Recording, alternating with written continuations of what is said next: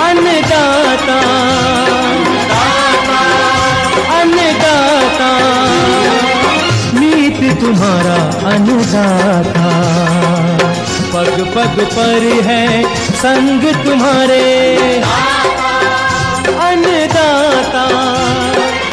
लहू किसानों का बन के पसीना सींचता है धरती का सीना, मेहनत का तेरी हक दिलवाने, नई तकनीक नई खोज बताने।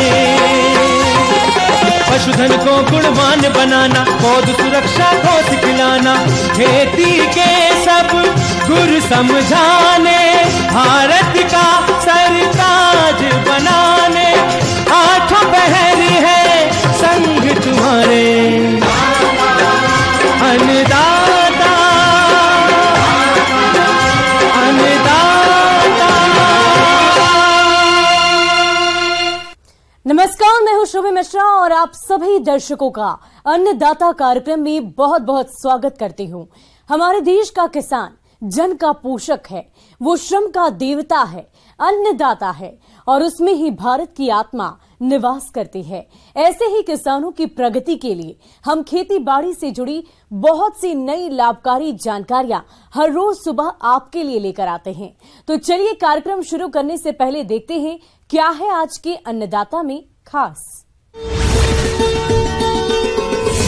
सफेद लट से फसलों में होता है भारी नुकसान, समय पर करें नियंत्रण के उपाय। खरीफ मौसम में उड़द की खेती करके कमाए अच्छा लाभ।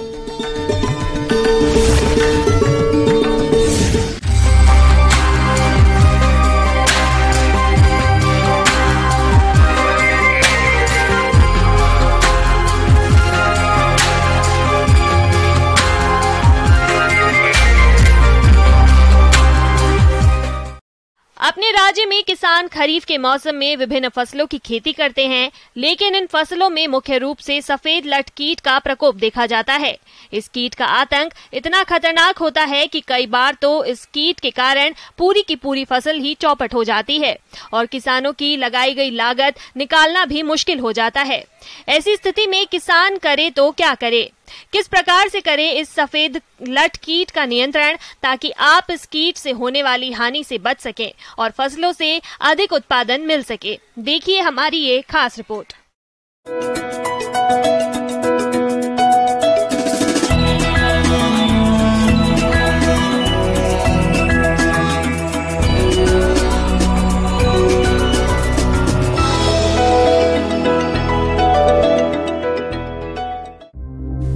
देश के अनेक भागों में सफेद लट की समस्या अत्यंत गंभीर होती जा रही है और शुष्क क्षेत्रों में तो यह पूरी की पूरी फसल को ही चौपट कर देती है, जिससे किसानों को बहुत भारी नुकसान का सामना करना पड़ता है। इसके भयंकर प्रकोप से कई फसलों की खेती पर प्रश्न चिन्ह लग गया है। बरसात के समय यह भृंग कीट सक्रिय होते हैं और जमीन में हजारों की संख्या में निकलते हैं।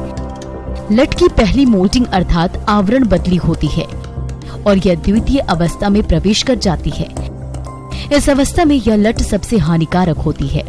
वैसे तो यह लट बहुभक्षी है, परंतु यह मूंगफली, मिर्च, ज्वार, बाजरा और मक्का फसलों को अधिक नुकसान पहुंचाती है। कुछ दिनों बाद यदि ग्रसित पौधों को उखाड़कर देखें तो केवल मुख्य जड़ें ही दिखाई पड़ेंगी। बाद में यह मुख्य जड़ को भी बीच बीच में कुचलकर नष्ट कर देती है।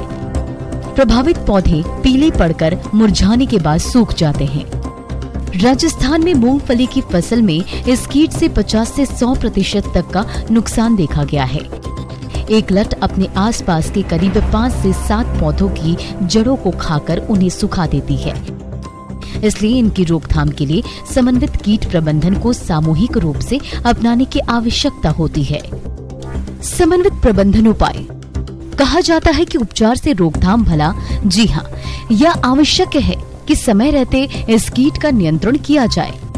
इसके लिए मानसून पूर्व या मानसून की पहली वर्षा के साथ जब पौड़ शाम को बाहर निकलकर झुंड में उड़ान भरते हुए पोषक पेड़ों पर पहुंचे, तो इन पेड़ों के नीचे प्लास्टिक सीट या चादर बिछाकर पेट्रोमैक्स के प्रकाश से रात को करीब 8 से 9 बजे लंबे बांस के डंडों से पेड़ की डालियों को हिलाकर पौड़ नीचे गिराए और उन्हें एक एक करके मिट्टी के तेल युक्त पानी में डालकर मारे या जला दे।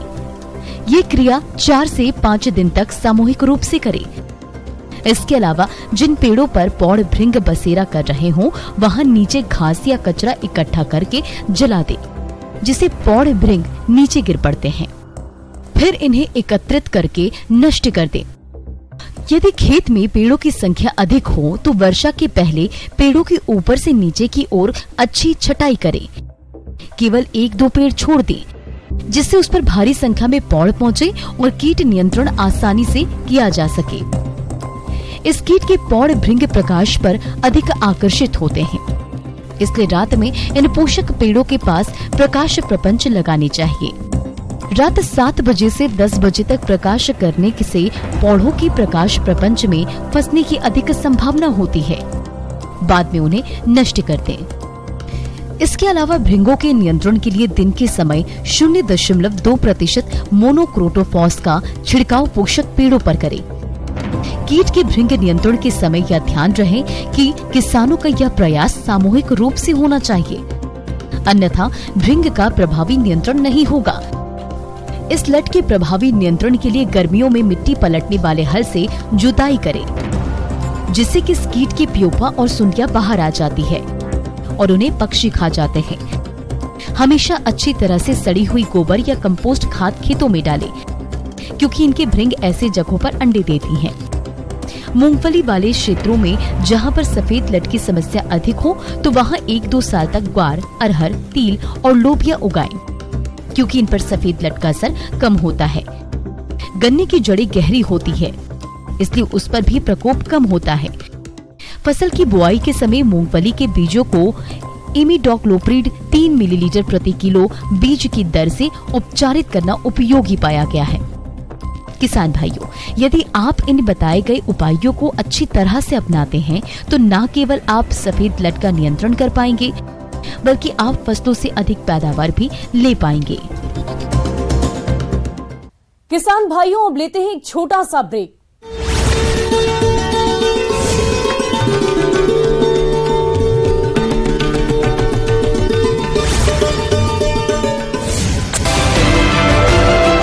भी निकाली गई।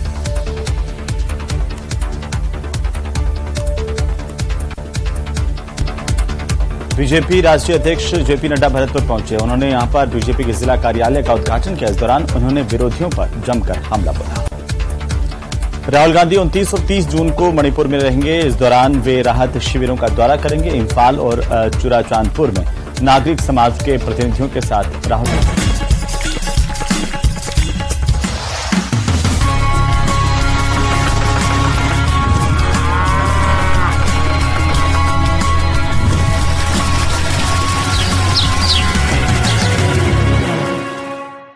और ब्रेक के बाद आप सभी दर्शकों का अन्नदाता में एक बार फिर से स्वागत है।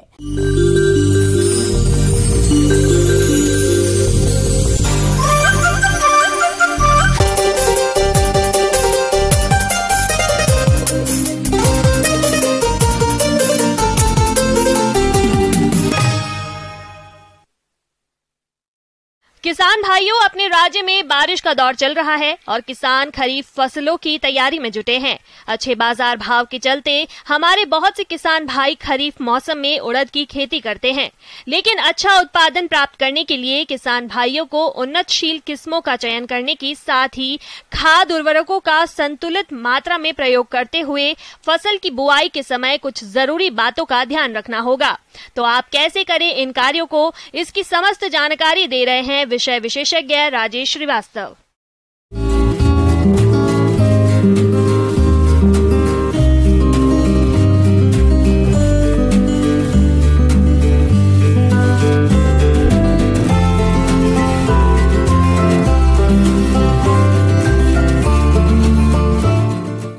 अब किसान भाइयों, बात आती है कि खेती कैसे करें उड़द की। तो इसके लिए सबसे पहले मेन बिंदु है, इसके बोने का टाइम होता है जुलाई तक, 15 जुलाई लास्ट तक रहता है, जिससे कि इसकी पैदावार में कोई फ़र्क नहीं पड़ता है। और जितना आप लेट बोते हैं तो उसकी पैदावार में फ़र्क बढ़ जाता है। आप किसान भाइयों, बात आती है कि बीज का चयन कैसे करें। तो बीज के चयन के लिए अब जैसे कि वैरायटी जो नई वैरायटी आई है, जैसे कि PU 36, जवार, शेखर, आजाद। दलहन उत्पादन में भारत का विश्व में प्रथम स्थान है। इसके साथ ही उत्पादन और उपभोक्ता में भी भारत पहले स्थान पर है। ऐसे में उड़द की फसल मुनाफे की खेती साबित हो सकती है। तो उड़द की खेती के लिए हल्की रेतीली और दोमट मिट्टी अच्छी होती है। मिट्टी का pH मान 6.5 से 7.8 के बीच होना चाहिए। इसके अलावा खेत में जल निकास की उत्तम व्यवस्था भी होनी चाहिए। इसमें आपको किसान भाइयों को एक उचित सलाह देना चाहता हूँ कि अभी जो है, जो खेत है उनको साद बखर के तैयार कर लें, पाटा चला लें और कल्टीवेटर से, इससे रोटावेटर से जो है पूरा क्लियर कर लें और समतल ज़मीन कर लें। बोने के लिए तैयार खेत को तैयार रखें। तो अब बात आती है कि उड़द की खेती में खाद किस प्रकार दें।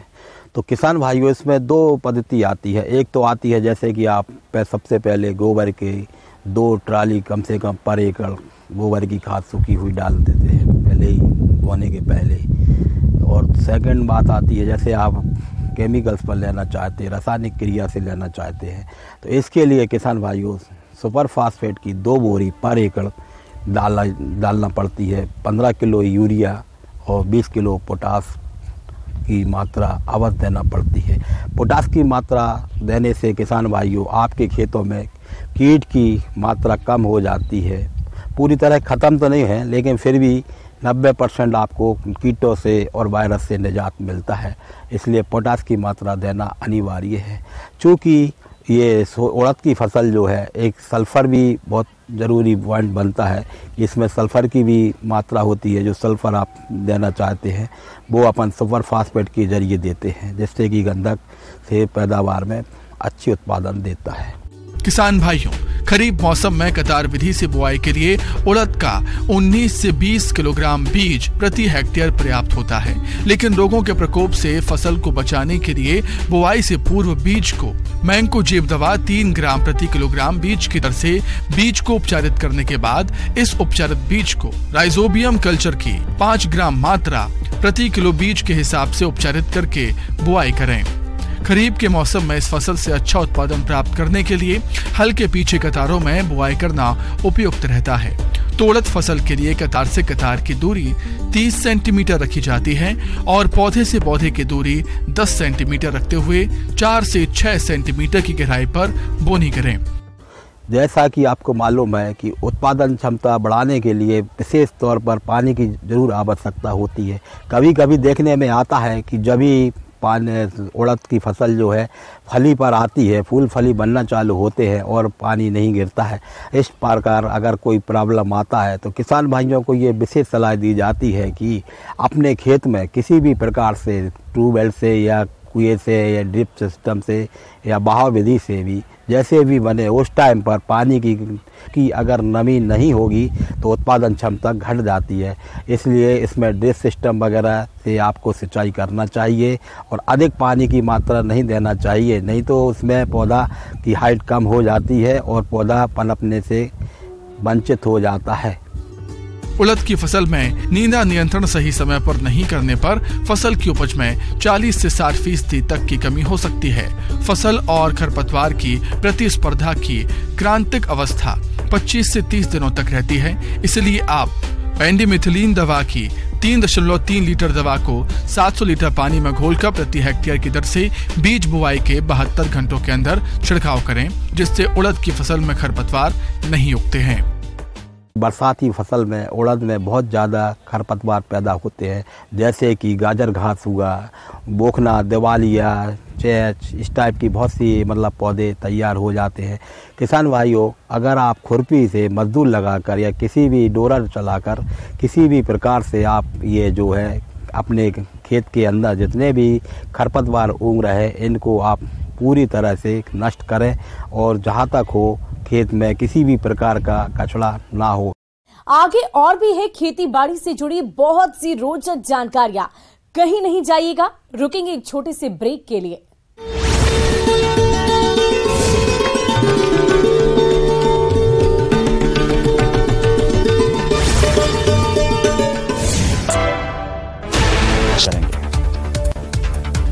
हेरिटेज नगर निगम में चल रहे विवाद में अब नया मोड़ आ गया है। निगम के अतिरिक्त आयुक्त राजेंद्र वर्मा ने मेयर मुनीश गुर्जर, उनके पति और साथी पार्षदों के खिलाफ राजकार्य में बाधा पहुंचाने SC/ST एक्ट के तहत मुकदमा दर्ज करवाया है।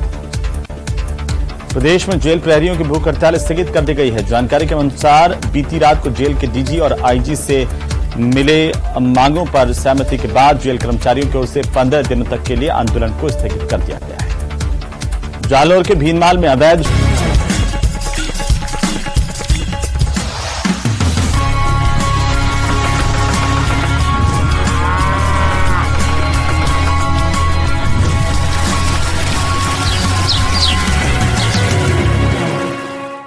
ब्रेक के बाद एक बार फिर से आप सभी दर्शकों का अन्नदाता कार्यक्रम में स्वागत है।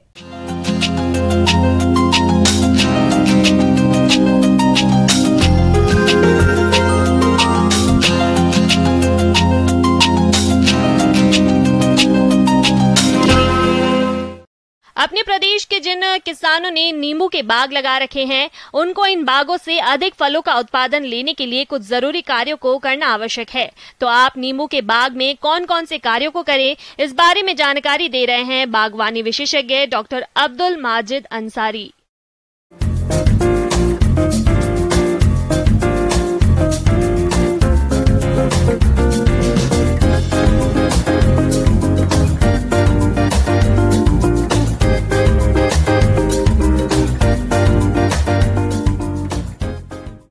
नींबू की जो नए या पुराने बागान है उसका प्रबंधन की विशेष जानकारी के साथ।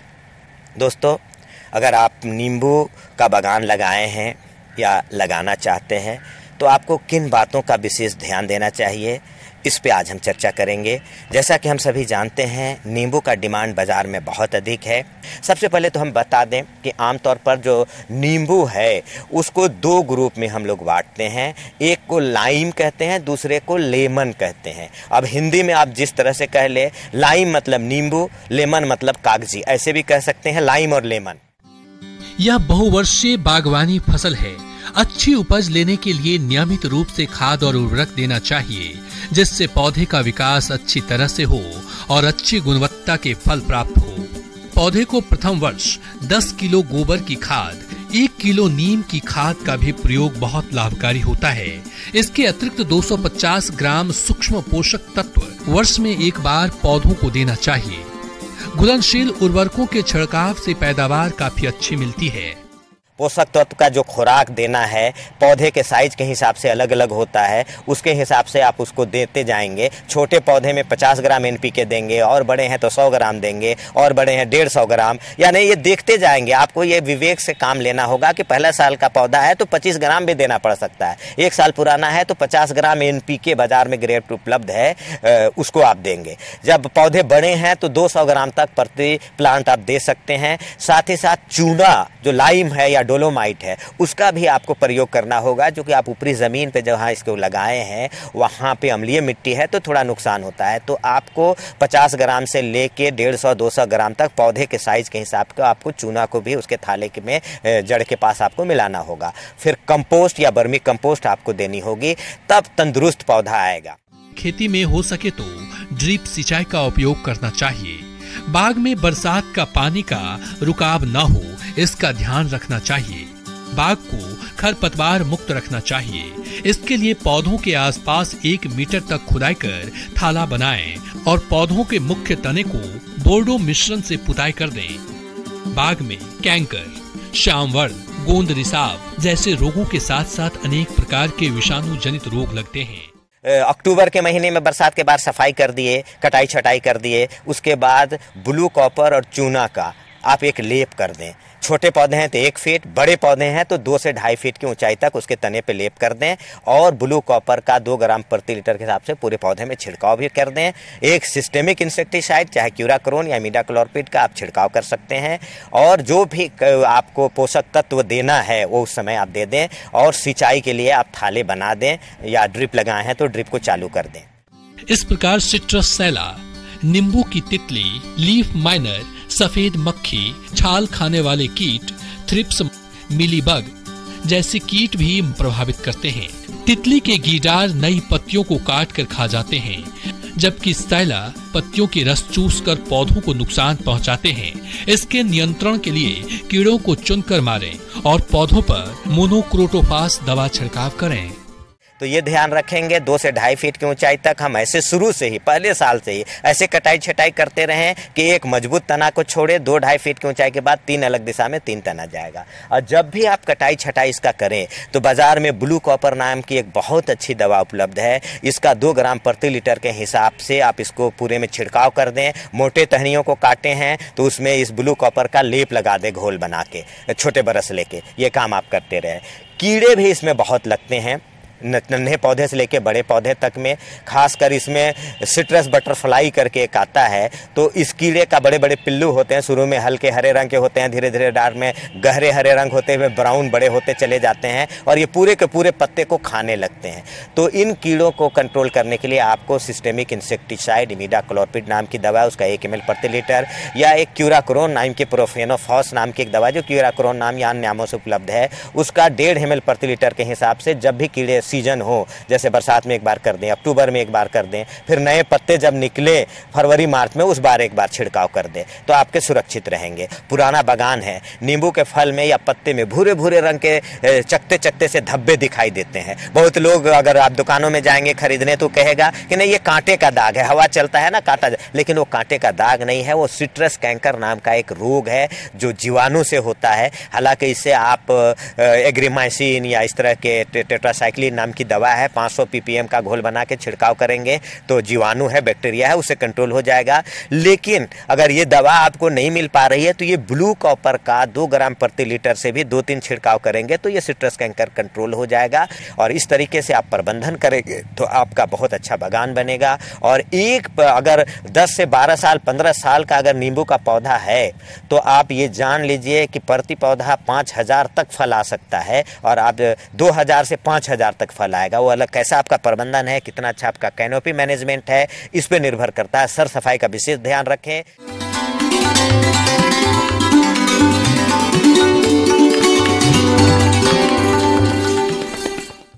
आइए जानते हैं अन्नदाता निःशुल्क फोन के माध्यम से पूछे गए समस्याओं का समाधान।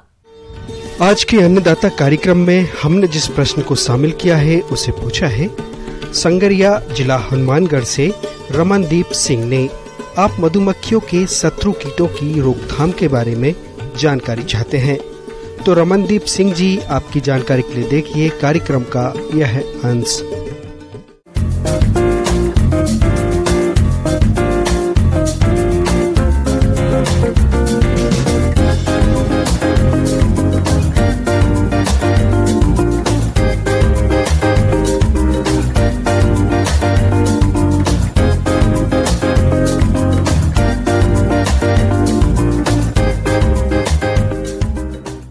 आज हम लोग बात करेंगे मधुमक्खी पालन में लगने वाले बहुत सारे रोग और कीड़ों के बारे में।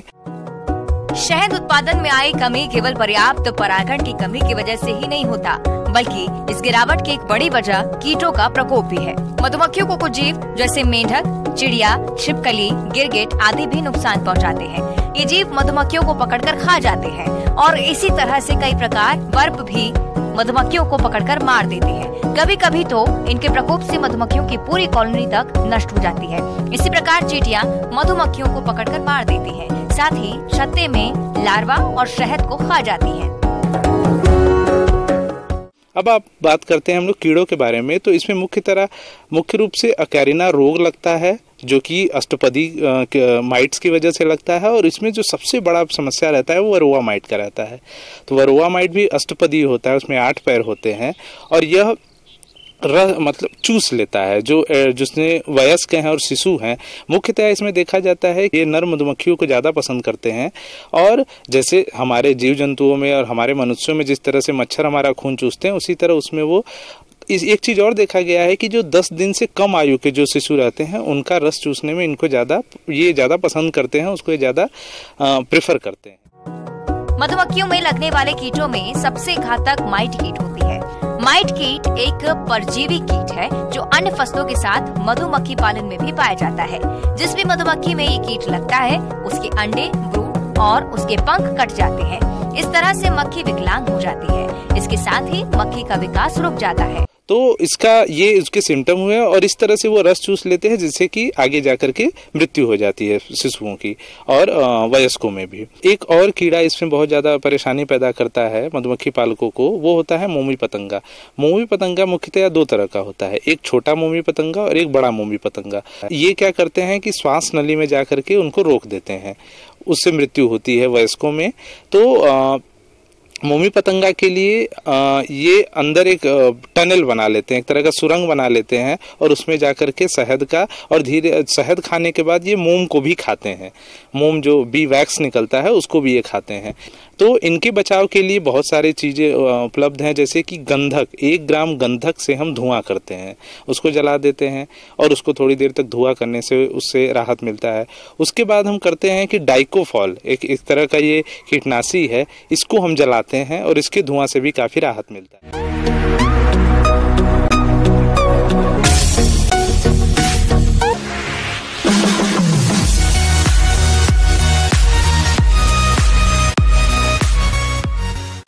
और एक नजर डालते हैं राज्य की कुछ मंडियों के प्रमुख फसलों के बाजार भाव पर।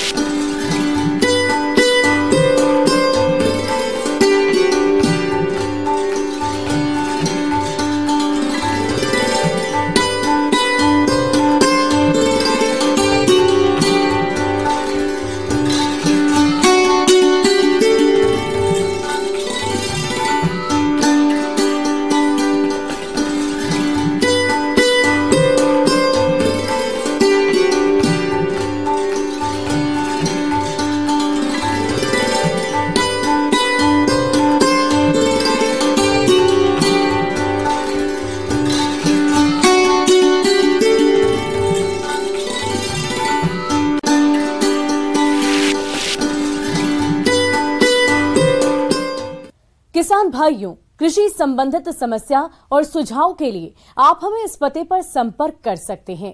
प्रोड्यूसर अन्नदाता news 18 Rajasthan, Ramoji film city, Hyderabad 501512। साथ ही आप हमें ईमेल भी कर सकते हैं। हमारा ईमेल है p18annadatarajasthan@nw18.com।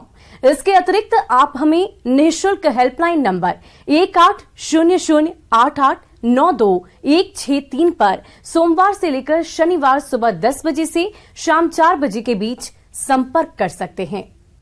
और अब समय हो रहा है आपसे विदा लेने का। कल फिर होगी मुलाकात कृषि से जुड़ी महत्वपूर्ण जानकारियों के साथ। नमस्कार।